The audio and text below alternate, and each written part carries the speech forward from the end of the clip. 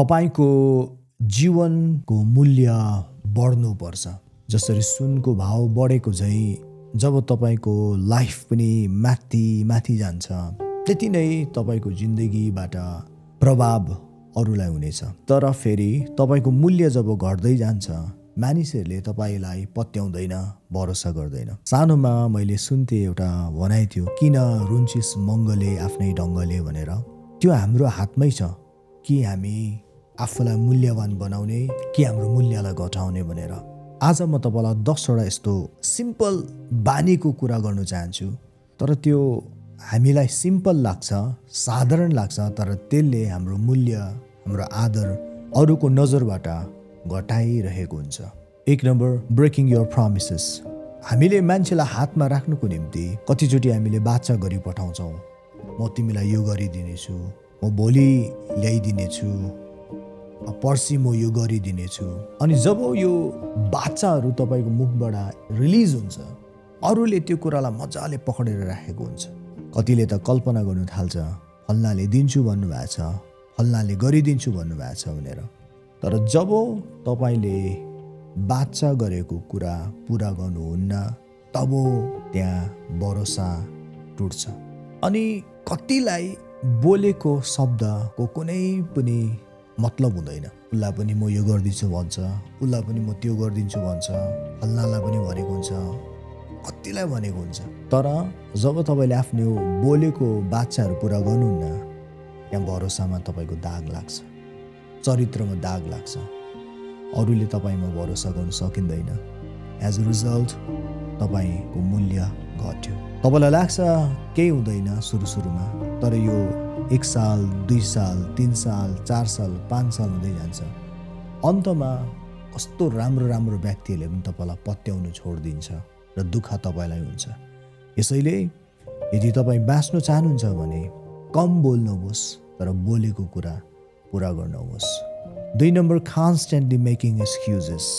जब तपाईँ अरूको अगाडि बार बार बहाना बनाउनुहुन्छ, यसले गर्दा भएन, त्यसले गर्दा भएन, र आफूलाई जस्टिफाई गर्नुहुन्छ, आस्ते आस्ते सबैलाई थाहा भइहाल्छ यो व्यक्तिले बहाना बनाउँछन् र यो व्यक्ति बहाना बनाउनुमा 1 नम्बर छ भनेर।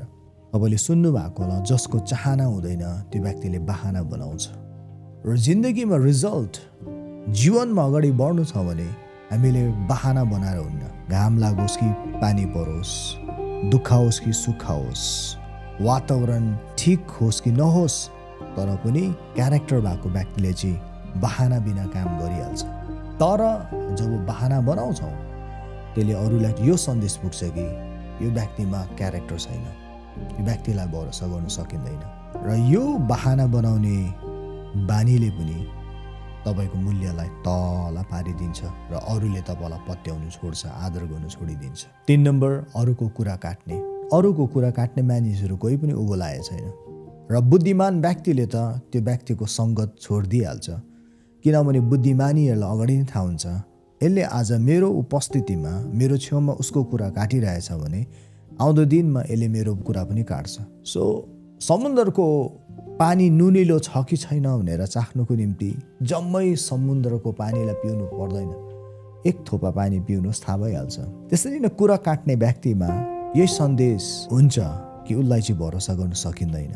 बरु कुरा गर्दाखेरि स्वास्थ्यको कुरा गर्नुहोस्, व्यापारको कुरा गर्नुहोस्, परिवारको कुरा गर्नुहोस्, भविष्यको कुरा गर्नुहोस्, योजनाको कुरा गर्नुहोस्, आइडियाजको कुरा गर्नुहोस्, तर अर्काको कुरा चाहिँ नकाट्नुहोस्।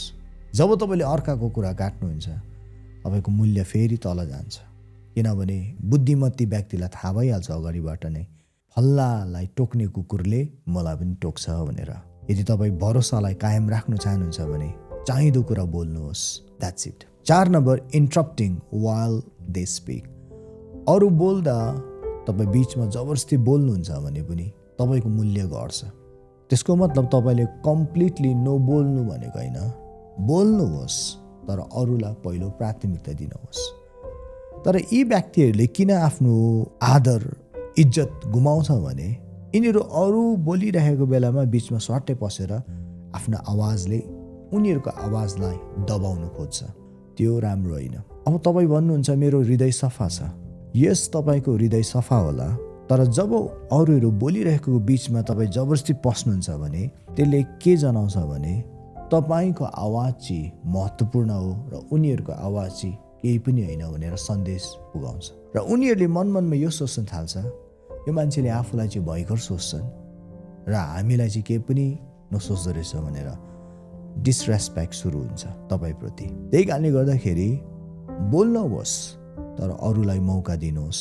झन् अगुवाहरूले त लिडरले जहिले पनि अन्तिममा बोलेको झन् सुहाउँछ। 5 नम्बर, नेभर एडमिटिङ युर रङ।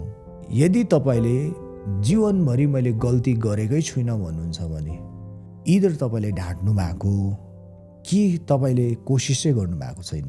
किनभने कोसिस गर्ने व्यक्तिले गल्ती गर्छै गर्छ। सो यो संसारमा कोही पनि पर्फेक्ट छैन। जति पनि प्रोफेसनल हुनु खोजे तापनि कहाँ न कहाँ हामी चुकिरहेको हुन्छौँ। तर चुक्दा पनि गल्ती गर्दा पनि मैले यहाँ गलत गरेँ भनेर गल्ती मानिलिनु चाहिँ नम्रता हो। तर जब हामी कहिले पनि गल्तीलाई मान्दैनौँ, म सही छु, उल्टा डिफेन्ड गर्न खोज्छौँ र अरूलाई हामी दोषाउँछौँ, मेरो त गल्ती थिएन उसको कारणले गर्दा भन्छौँ भने हाम्रो दाम घटेर जान्छ। नम्रताले इज्जतलाई जन्माउँछ। यसैले आफ्नो गल्ती मानिलिनु चाहिँ राम्रो हो। जहिले तहिले पनि होइन, तर सही वक्तमा, सही समयमा, सही जग्गामा गल्ती मान्नु र त्यो गल्तीलाई नगरिकन अगाडि बढ्नु। त्यसले के हुन्छ भने मानिसको हृदयमा तपाईँप्रति इज्जत, रेस्पेक्ट जन्मिन्छ। तर जब तपाईँले गल्ती मान्नु न, उल्टा अरूलाई दोषाउनुहुन्छ भने तपाईँको रेस्पेक्ट, आदर अरूको जीवनबाट घट्दै जान्छ। 6 number, complaining more than taking action. यहाँ पनि धेरै मान्छेहरू चुक्छ। गनगन गर्नु के भयो त भन्छ। तर वास्तवमा इज्जत र आदर चाहिँ जसले गनगन गर्दैन तर काम गरेर समस्यालाई हल गर्छ उसलाई मात्र दिने गरिन्छ। उदाहरणको रूपमा तपाईँले खाना खाँदाखेरि बत्ती झ्याप्पै गयो भने के गर्ने? लोड सेडिङ भयो भने तपाईँ गनगन गर्दै खुकुरीले तारहरू काटिदिने कि तपाईँले सिम्पली तपाईँको सेलफोन खोलेर सेलफोनमा भएको टर्चलाई अन गर्नुहुन्छ ओर क्यान्डल जलाउनुहुन्छ। तर धेरैचोटि मानिसहरूले इज्जत गुमाएको कारण चाहिँ यही हो, के समस्या आउँछ गनगन गरिहाल्छ र अरूलाई ब्लेम गर्न थाल्छ।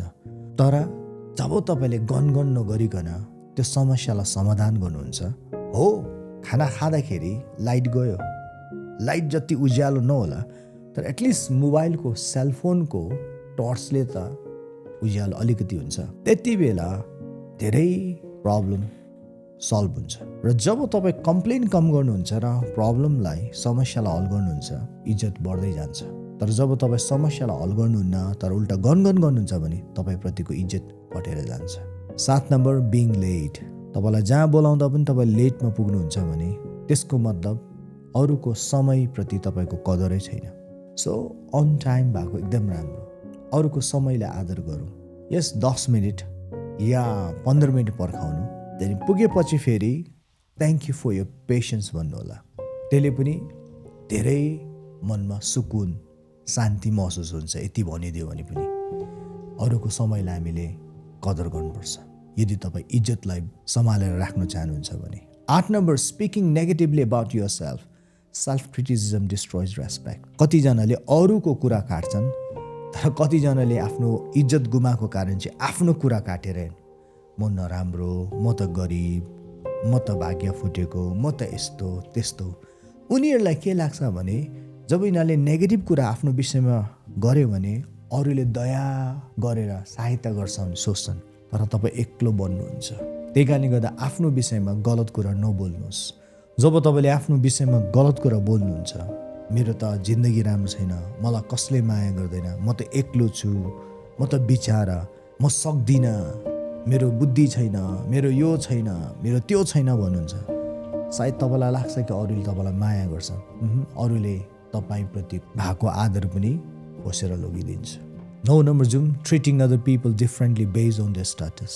धनीलाई देख्दाखेरि अर्कै आदर गर्ने, गरिबलाई देख्दाखेरि अर्कै आदर गर्ने, माया गरेको व्यक्तिलाई अर्कै आदर गर्ने, होटेलको वेटरलाई फेरि झपारेर बोल्ने, मन पराएको केटीसँग मजाले बोल्ने, फेरि आमासँग फेरि झपारेर बोल्ने, यस्तो व्यक्तिले पनि आदर गुमाउँछ। चरित्र भएको व्यक्तिले चाहिँ धनीसँग पनि त्यति नै आदरको कुरा गर्छन्, गरिबसँग पनि त्यति नै आदरको कुरा गर्छन्। त्यही कारणले गर्दाखेरि हाउ यु ट्रिट अदर्स, कसरी तपाईँले अरूलाई ट्रिट गर्नुहुन्छ त्यो एकदम म्याटर छ। यदि तपाईँले धनीलाई पनि गरिबलाई पनि आदरसँग बोल्नुहुन्छ भने तपाईँप्रति आदर बढ्दै जान्छ। र जब तपाईँले पार्सियालिटी गर्नुहुन्छ, प्रतिस्पर्धा गर्दै तपाईँले पक्षपात गर्नुहुन्छ भने तपाईँप्रतिको आदर मान्छेको हृदयबाट हराएर जान्छ। 10 number, saying one thing doing other thing. एउटा भन्नुहुन्छ तर गर्नु चाहिँ अर्को गर्नुहुन्छ, त्यसले पनि मान्छेको हृदयबाट तपाईँप्रतिको आदर उडेर जान्छ। सुन्नुभएको तपाईँले अभियसली हाम्रो बोलीभन्दा पनि हाम्रो एक्सनले चाहिँ धेरै चर्को आवाजमा बोल्छ।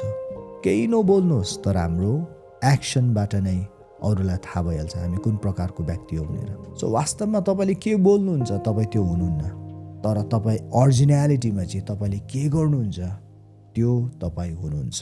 कतिलाई लाग्छ मैले बोलेर मक्क पारिदियो भने बस भइहाल्यो नि, किन गर्नु पर्यो र?